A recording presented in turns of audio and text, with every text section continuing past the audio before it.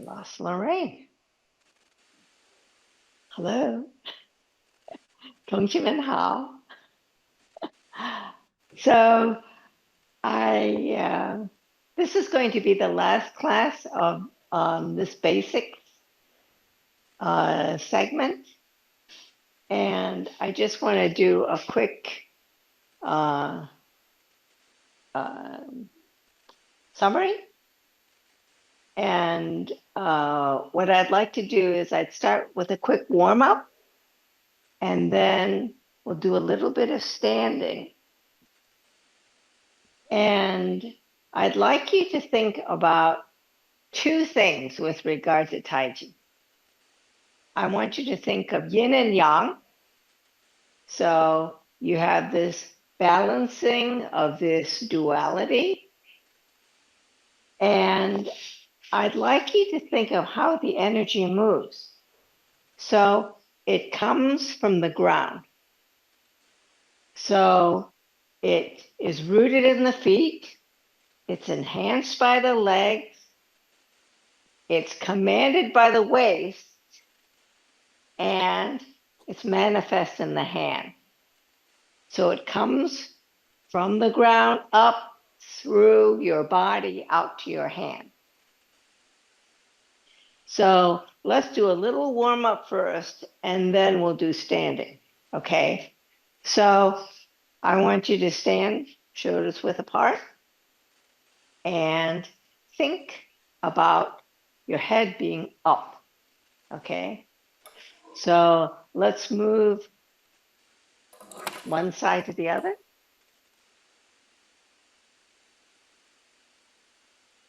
And then tilting one side to the other. And then moving your shoulders up and back. Up and back. Up and back. And then go the other way. Back and forward. Back and forward. And let's move our elbows and hands. Circle, circle.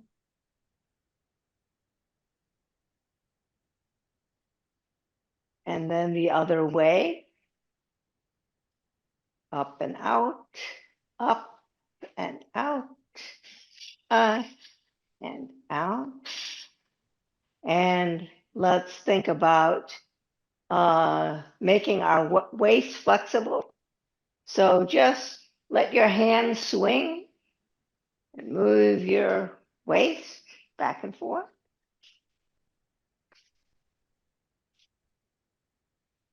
And let's do some very simple hip openers. So move one foot to the corner and the other foot forward. And we're just going to say toe touch, heel touch, toe touch, heel touch, toe touch, heel touch, toe touch, heel touch. And then the other side, toe touch, heel touch, toe touch, heel touch, toe touch, heel touch. Other side. Now we're going to do big toe, little toe. Big toe, little toe. Big toe, little toe. Big toe, little toe. Big toe, little toe. Other side. Big toe, little toe. Big toe, little toe. Big toe, little toe. Big toe, little toe. And if you have good balance, I'd like you to do knee circles. If you don't and want to try it, I want you to hold on to something, okay? And then make circles with your knee. Okay.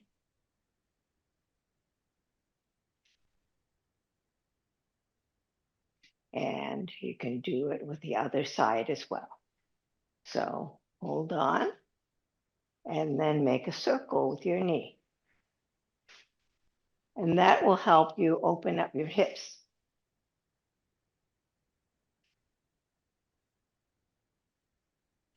Okay, now I'd like us to stand for just 2 minutes. Okay, and the purpose of standing is I want you to align your body so that when I talked about your energy going from your feet through your spinal cord and out your hands, it can only do that if your body is aligned. So what I want you to do is stand shoulders width apart, then head up, tailbone down, and hands in a circle. You see the circle? And what that does is it allows your energy to go from your fingers all the way out your back to your other fingers. Okay, so let's start standing. We'll do it for 2 minutes. So think about keeping your head up and your tailbone down. Make sure that your knees are lined up with your toes so that everything is straight. And this is why you need those hip openers, because if your hips are not flexible, it's very hard for your knees to line up with your toes. Okay? So as you do this, you'll find that you sometimes get out of position. So you have to keep thinking each part is my head up, is my tailbone down, are my arms rounded, are my shoulders down and elbows lower.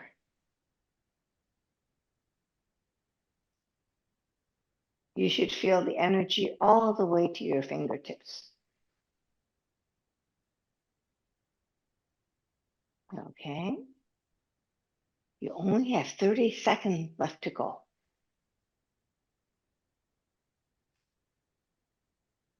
So, head up. Make sure everything's rounded. And relax. Okay?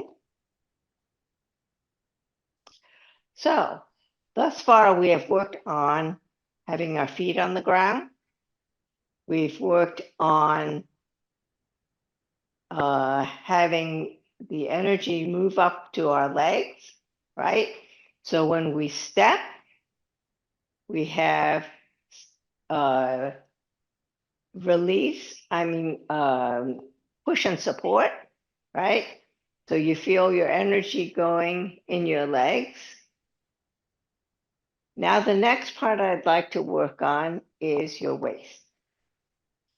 And what I'd like you to think about is there are actually 3 kinds of movements for your waist. There's horizontal movement, vertical movement, and mixed, which is like a figure 8. And in order to basically separate things out, I want you to try doing it sitting down. And the reason why I say do it sitting down is that I want you to get your hips out of it. In other words, think about, I'll show you what I don't want first. What I don't want is for you to go like this. Can you see my hips are moving with my body? And in the worst case, my knees are moving with it. That's what I don't want. So if I have you sitting down, then your hips are on the chair and you cannot move your, hips with your waist, right? So if we are moving like this,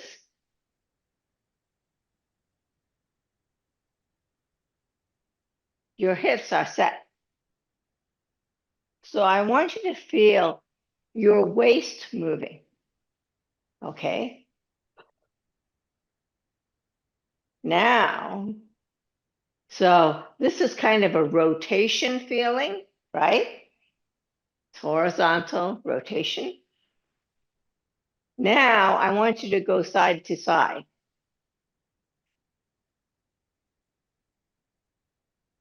So I want your shoulders to be level. You see my shoulders are level and I'm going side to side, but it's just my waist moving. My hips are still on the chair, right?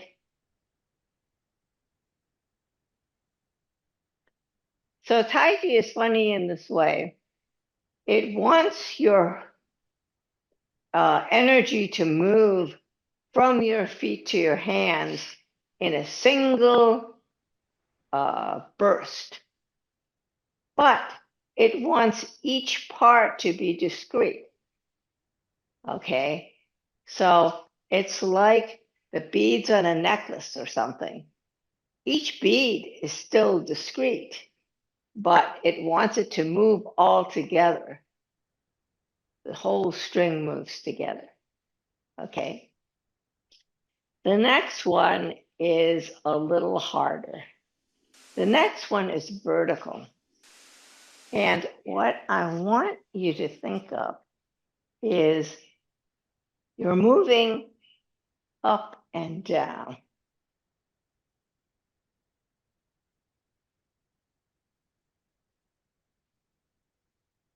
So it's like a wave moving up and down your spine.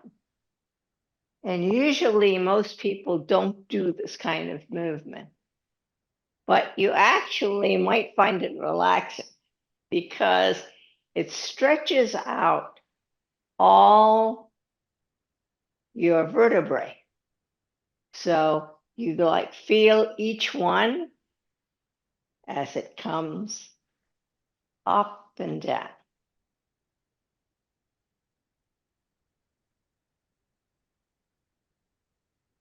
Okay.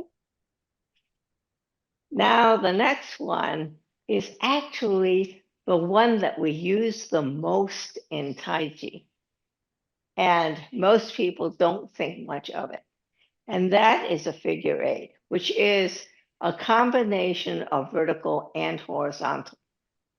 So essentially, if I had my hands out to show you better, essentially I am moving like an eight shape.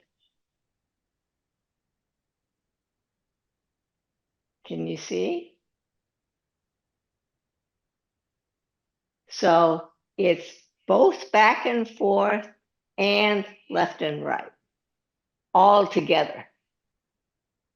So try it.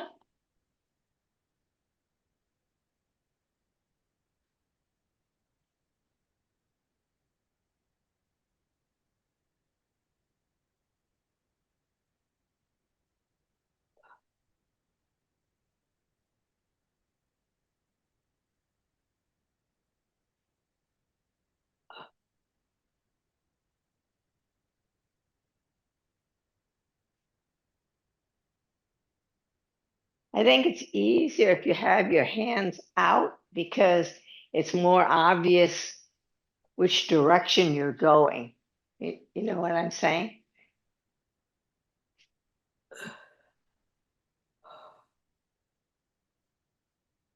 Now, since you guys know the form, One of the most obvious places that you use this in the beginning is rollback. When you're doing rollback and you come out here, you're actually doing a figure eight because you're doing a circle at the end and coming back. And you're doing another circle as you're coming forward. So you may not think of it, but you're actually doing it throughout the form. So that's how your energy is commanded by the waist, because your waist determines the direction, right? It's your waist that's moving you. You have to realize that your hands do not have very much strength. If you want to impart energy, it's got to come from your feet, and your waist controls the direction in which it goes. So when you are pushing, it's not your hands, right? It's your legs. And your waist determines where it goes. So I want you to think in terms of making sure that you're you know where your energy is coming from. And also, in terms of the yin and yang aspects, that you separate empty and full. So when you step out, all your weight is in the back. And so this is full. And as you come forward, you can feel the energy flowing from the back toward the front. So I want you to get that sense of things moving from one to the other. So yin and yang are connected, but they're discrete. In other words, yes, each depends on the other. And in the end, at the extremes, each becomes the other, but they are still one or the other. They are not some kind of mishmash in between. Okay. Now, when we talk about things coming from the feet and manifesting in the hand, what does that mean? We have a number of hand shapes. Okay. The most prominent is the so-called fair lady hand. So the fair lady hand looks like this. Your hands are relaxed, right? There's space between your fingers, and they are slightly bent. Okay. They're not like this. They're slightly bent. So that's a fair lady hand. And the fair lady hand can have various points where it transmits energy. It can do it here. So at the base, your hand shape would look like this. When you're at push, you're using the whole bottom. So it would be like this instead of like this, right? And very often you have a standing shape, okay? Instead of being like this, you're like this. And what that does is it energizes your hand, okay? You can feel it. If you're like this, it feels kind of limp. But once you stand it, you can feel there's more energy in the hand. So that's why we have the standing shape. So let's do a little bit of circling so that we can see how the hands change from one to the other. Okay, so if you had, when we circle, a lot of the other forms have the so-called ball shape, where they pretend you have like a beach ball and you have your hands like this. So you imagine the ball in the middle. We don't have that. Our clothes is like this. Can you see? My hands are kind of parallel to each other. My bottom hand is underneath the elbow of the upper hand, and the elbow of the upper hand is lined up with my knee. Okay, so that's what our clothes shape looks like. It's not like this. Okay, there's space, and I have space in my armpits, right? So you can see it's not like this, it's open. So this is what a closed shape looks like for us. And then what I want you to do is practice changing in terms of yin and yang, which one is on top and which one is on the bottom. Okay, so what I'm going to do is I'm going to open, and then I'm going to turn one. So it will look like it's turned because the bottom one is going to scoop. Okay, so what I mean is I'm going to open. So it looks like both palms are down. Then I'm going to scoop the bottom one so that it comes underneath the top one. Okay, open. And the bottom one scoops and close. Open, close.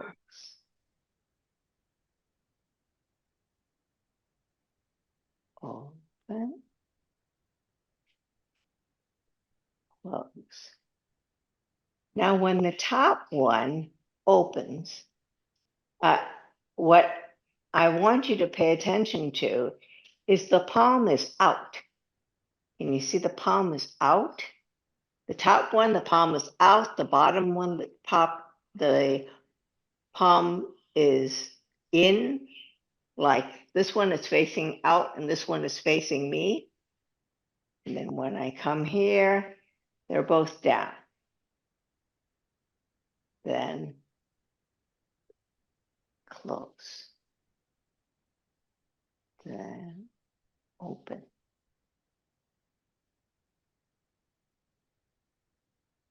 Close.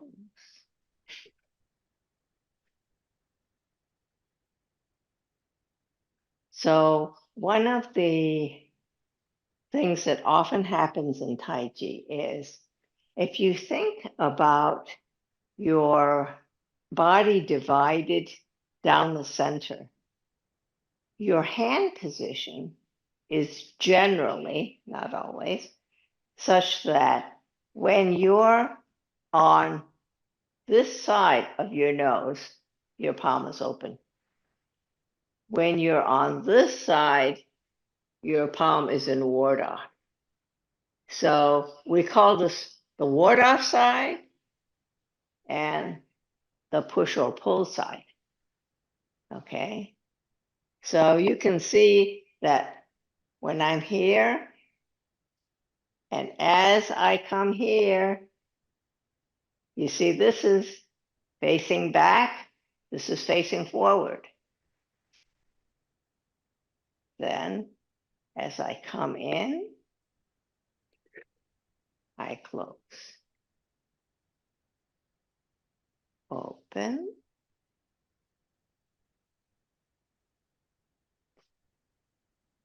close, open, close.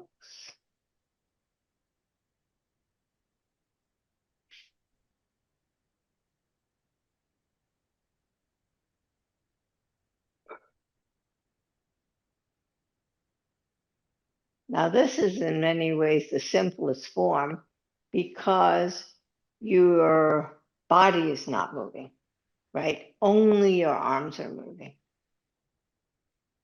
But you will use this a lot during the form, and it will look different, mainly because your body is in a different position.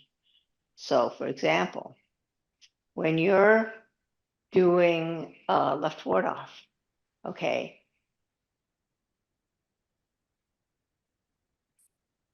I am closing. But because my body is facing that way, it looks different. But actually, if I turn to you, it would be exactly what we were doing. You see what I'm saying?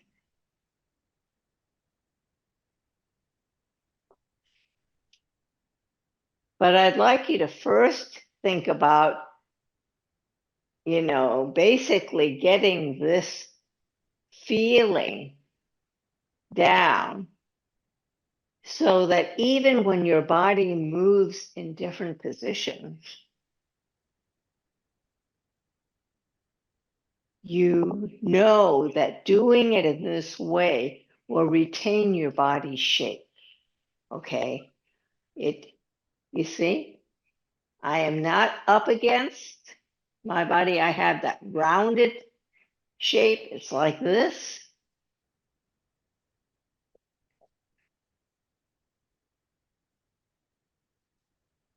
I want you to think of keeping your shoulders down and your elbows down as you do this.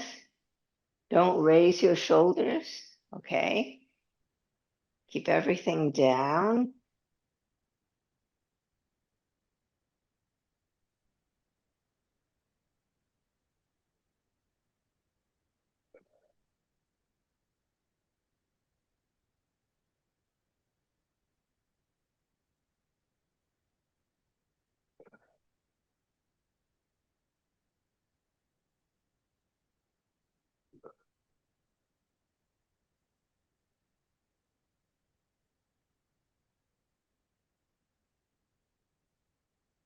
Now, one of the other things I'd like you to practice is what we do in opening. So when we start, what is prepare? The beginning of the form, say prepare. What is prepare? Prepare is standing. It just doesn't have this shape, but it is standing. Prepare means get your body lined up. So head up, tailbone down, right? And you should feel everything connected, even though your hands are down by your sides. You should not feel cramped up, okay? You should feel relaxed, and your hands are at your side.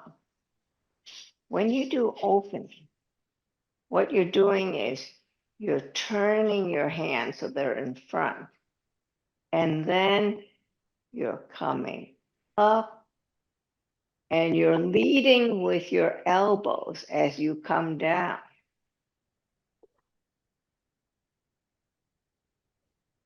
So from the side, it looks like this. Hands by your side, turn toward the front, come up,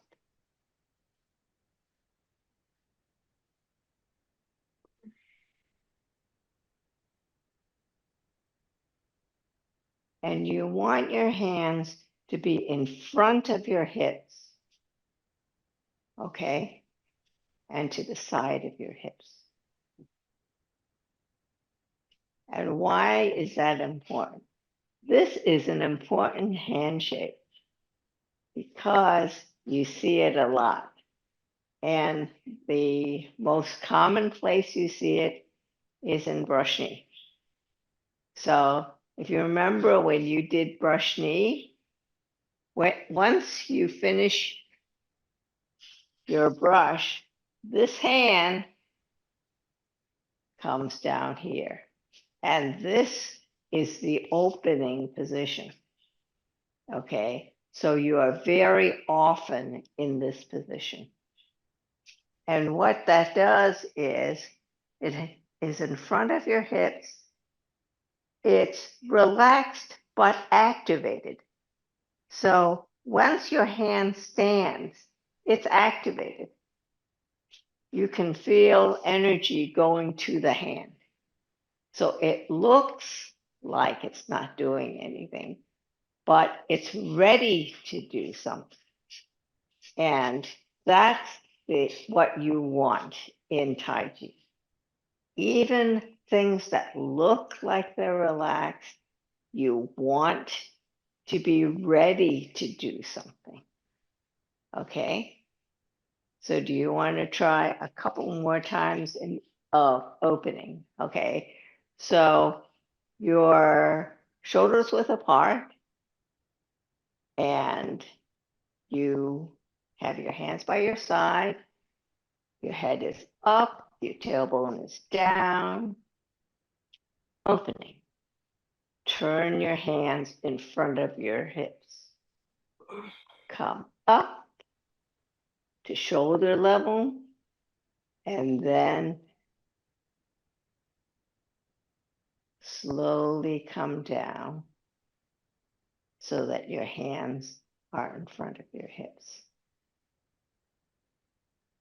So again, turn,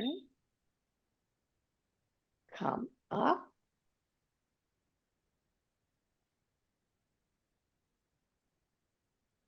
so your palms pretty much stay parallel to the floor the whole time. The other thing that you guys aren't doing, but I've often seen, is that people turn here and then they raise their shoulders when they come up. Don't do that. Keep your shoulders down. Only your arms are coming up. And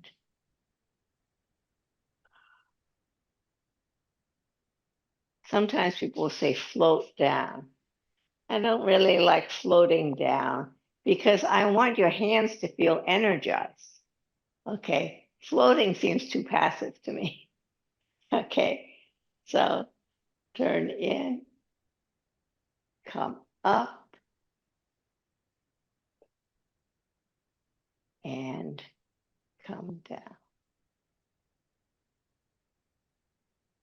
So in the form, the important thing that this does is it starts you moving. Okay, when you are in prepared, that is before moving. Opening is start moving. And what does start moving do for you? Start moving determines the pace of the form. In other words, however fast or slow you're doing this is how fast or slow you are going to do the entire form. And that's actually quite difficult to do because there's a great temptation for people to speed up and slow down. Like, oh, I know this part, so I'll do it faster. And I have trouble with this part, so I'll slow down. Or for some people, it's the opposite. I don't like this part, so I'll speed up, get it over with.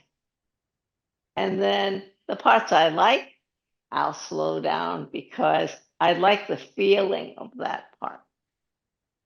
So resist both temptations. try to do everything evenly. Okay? So, our I don't want to get too far ahead because the first section is starting in 2 weeks. We are not having class on July 4th. So the week after July 4th, I will start the first section. Okay? So in preparation, I'd still like us to do our walking and so on. Do you have a question? When is it? Section 1 again next week? Not next week, but the week after. Oh, okay. Because next week is July 4th. Right. All right. Yes. Are we going to have to register for section 1 or we just continue with this one? I think you're going to have to register. Okay. Go to the website, and I think Nancy has it set up so that you register. So just like you registered for this class, you're going to have to register for the next one. Okay? So I'd like us to do a little more practice on walking. And the reason is it's very important that you transfer your energy from one foot to the other evenly. And that will help your balance. Okay? So we're going to do both kinds of walking. We're going to do Qigong walking and Tai Chi walking. So I'm going to do each one facing you first, and then I'm going to do it the long way so that I can get more steps in. Okay. So for Qigong walking, I want you to imagine a line. I'll stand here. Okay. So I'm going to turn my foot 45 degrees, and then I'm going to put all my weight on the back leg and step one line, two sides, 45 degrees going that way. And I'm going to turn my hips in the direction of the front foot because this is going to be my plant foot. So I transfer all my weight to that foot. Pick up, go one line, two sides to the other corner. Turn, put all my weight on the front foot because it's going to be my back foot. One line, two sides. One line, two sides. And you can use your hands if it helps. Okay, so when I'm 45 degrees, I move my hands there. Then I turn and I move my hands there. Turn, move my hands. Oops. Turn, move my hands. Turn. So I'm going to do it this way so I can get more steps. Okay, so I'm 45 degrees, I move my hands. Step, move my hands. Step, move my hands. Step, move my hands.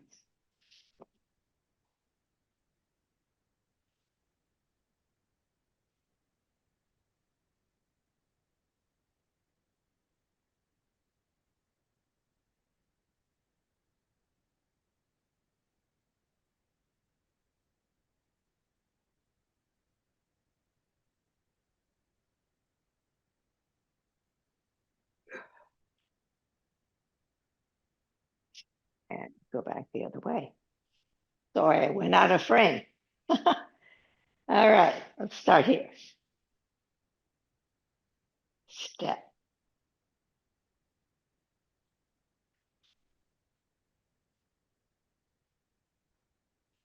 Back.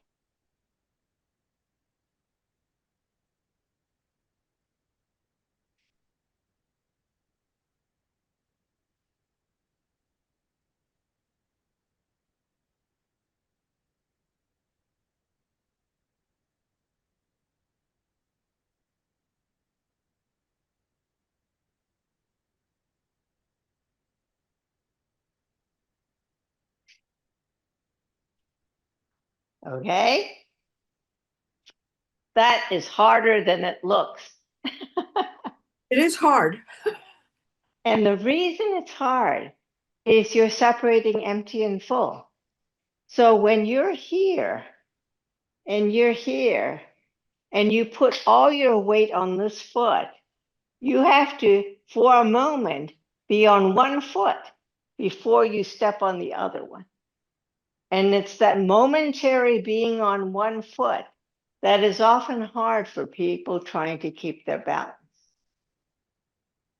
So that's why this is a good balance exercise. So does that work for you? You start. I forget, when you're not in front, I forget how to start it. Okay, so for this one, you start with your feet together. Okay, and then you turn one foot to the corner. And your hands move there. Then you release this foot.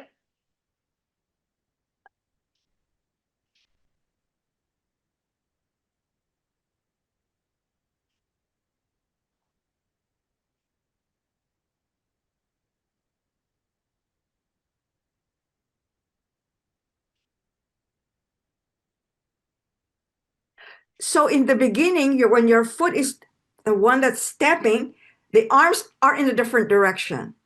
Now, what happens is your arms go in the direction of whichever foot is at 45 degrees. So if you start with your feet together and one foot goes to 45 degrees, arms go there. Then when you pick up this foot and you set it down and you start putting your weight there, your arms go there. Okay. All right. Oh, Okay. 45 degrees. Arms go with the 45 degrees. Step. Turn to follow the foot. Basically, you're turning to follow the weighted foot. You're transferring your weight to that 45-degree foot, right? so your arms wave toward the direction of the foot. Yes. Okay. I think I have to remember it that way. Yes. And it should help you. In other words, it's easier to do it with the arms than without. Because you can try it both ways. Because what happens is if you are doing it with your arms, then because you have momentum going this way, having your arms go that way also helps. If you were just doing it plain and I don't move my arms, then I have to concentrate on keeping my balance. So it's kind of like, when you see people on the high wire, they have a big pole to help them balance. This kind of helps you balance. You know what I mean? So, So you should try that. So the next one, I don't know whether it's easier or harder, but for a lot of people, they feel it's easier. And that is Taiji walking as opposed to Qigong walking. So Qigong walking is one line, two sides walking. And we use that when we have transition steps. So like parry, block, and punch. Okay, parry, block, and punch. You came from a bow stance. And then your neck, because you're going from a bow stance to bow stance with the same foot in front, you have a transition step, and your transition step is one line, two sides. And then you go to a bow stance again. So the transition steps are one line, two sides. And I think that Qigong walking is hard because it's one line, two sides. It's narrow, okay? Tai Chi walking, you are shoulders width apart. So you're a bit more stable. So you start, you turn one foot to the corner, and this foot just goes straight forward. But the next one, you turn to the corner. And then what you're going to do is you're going to come through and then step out. And the reason is when I'm here, I'm wider than shoulders width apart.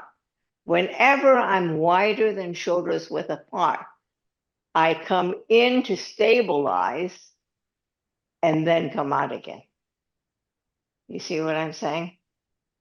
So when you're starting at parallel stance and you have 1 foot 45 degrees, you just come straight out.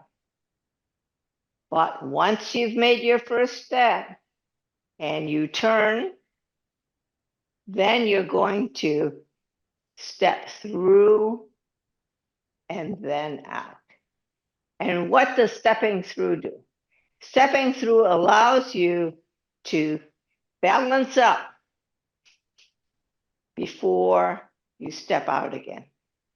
And it allows you to be more stable. So here, when I come here, I come toward this foot, I balance up, and then step out.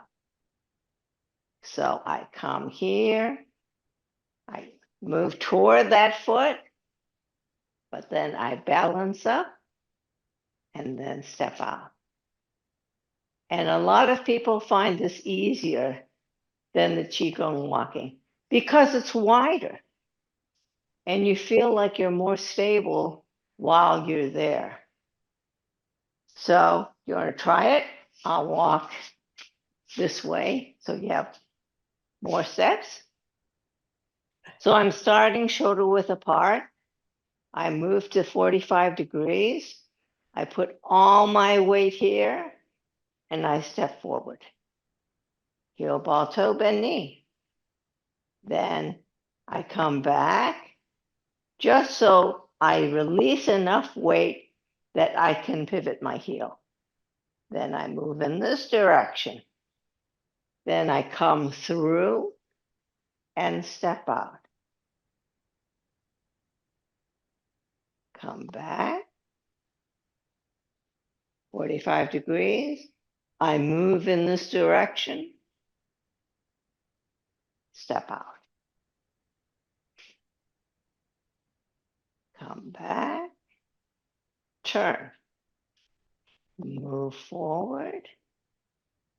And come up.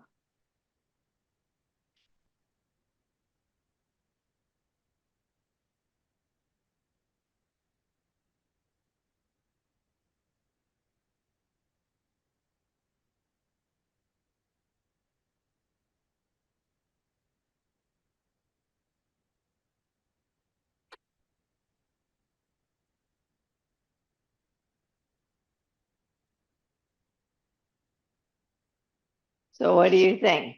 Do you think this is more stable or do you think the I think that's Qigong? more, I think it's more stable and it's easier because we don't have to use the arms. Oh, the arms are supposed to help you. I know what, excuse me, but this is very personal. I have joint issues. Oh, okay. I have arthritis issues. It makes it harder. Not for everybody. Okay. But you can do the Qigong walking without arms.